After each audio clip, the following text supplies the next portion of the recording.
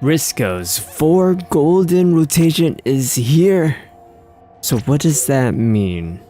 Well, it means you are in for a lot of fun. The 4 golden rotation allows players to get 1 guaranteed Grizzco weapon. It is randomized, but you are guaranteed one of the many Grizzco weapons. There's a lot of Grizzco weapons this time around, isn't there? I'm still hoping for a Grizzco roller with rockets on it. Please, Splatoon. You know you can give it to me. So, with you having 4 Grizzco weapons, what does that mean for you? Well, it's not time to be complacent.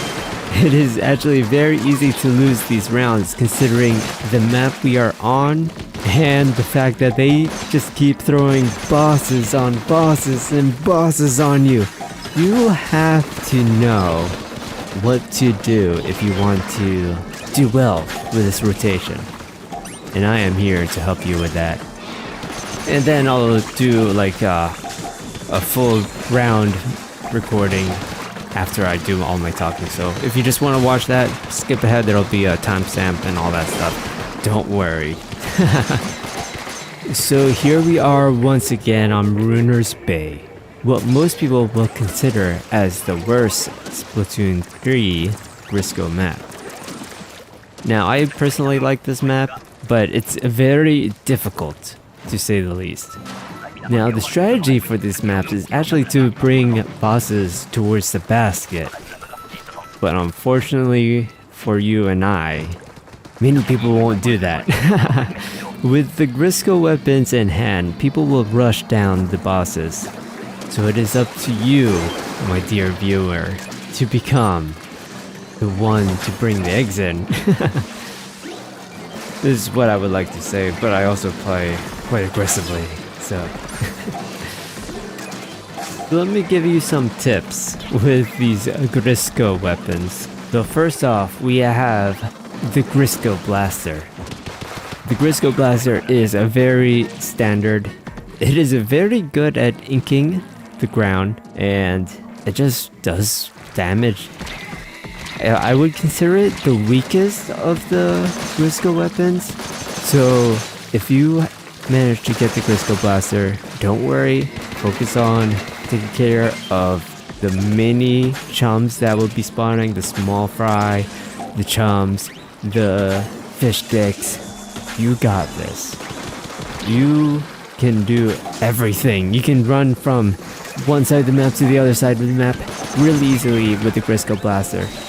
Many of the other Grizzco weapons cannot do this. So if you get the Grizzco Blaster, try to run some eggs in. You can do that. Next off, we have the Grizzco Brella.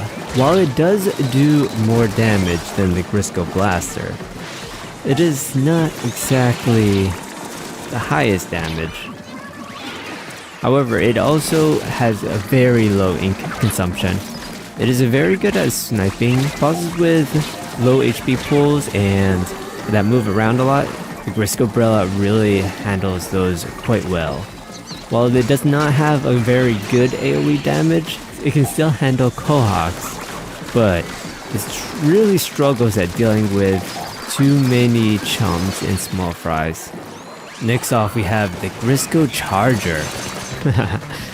One of my favorite weapons, well, not my favorite weapon, I would say the top 3. The Grizzco Charger has instant charging time and pierces enemies with its shots. But while you have high ink consumption, you can easily clear an entire row of chum, small fry, Cohawks with just one ink tank. Next off, we have the Grizzco Slosher. Now, the Grizzco Slosher is actually one of 2 weapons that can pierce through enemies. What does this mean? Well, it means it can hit enemies no matter what. Unless if you're targeting Mudmouth, then you have to hit the bottom of the Mudmouth. I don't know why, but it is what it is. But yes, the Grizzco Slosher is very good at dealing with fish sticks, steelheads, very good at dealing with fly fish, steal eels. It's a very good boss hunting weapon. However, it has really high ink consumption and really slow ink charging. If you try to use this weapon while you're out of ink, you will also get a penalty to how much you can actually recover. It's pretty rough. So try to stay back a little bit and focus down those bosses. Next off, we have the first of 2 Splatoon 3 unique Grizzco weapons. The Grizzco Stringer. It is a very high damage. I think actually the highest damage of all weapons in Splatoon right now. Very long range, high ink consumption, but it doesn't matter too badly. And a very low accuracy. At full charge, each arrow does about 150 damage and I think 40 splash damage. So, yeah. If you can get this weapon on a Kozuna round, oh boy, that Kozuna is doomed. What I like to do with the Grizzco Stringer is actually to spam it against this chum and then use the charge shots on bosses and such. It is a very good, like a shotgun. Very high damage close range, but it can still work against far range stingers and all that stuff. And last but not least, my personal favorite weapon, the Grizzco Splatana. Oh boy, this one is the other piercing weapon. It can go through shields, it can kill fly fish, surprisingly. However, you need to charge it in order to do the piercing ability. Oh, it can also hit the flipper-floppers under the ground? I don't know how, I don't know why, but I'll take it. Even if you don't charge, the slashing does like 200 damage. So it's really good. It has low ink consumption too. Like, I personally think it's the best. And like I said before, it's my favorite. It can do quite literally everything.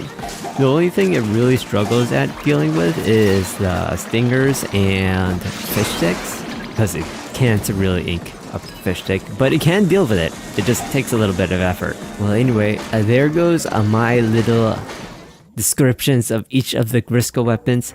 Let me show you a full round of the full gold rotation, and I will see you next time. I'm Vorteri, signing off. Bye-bye.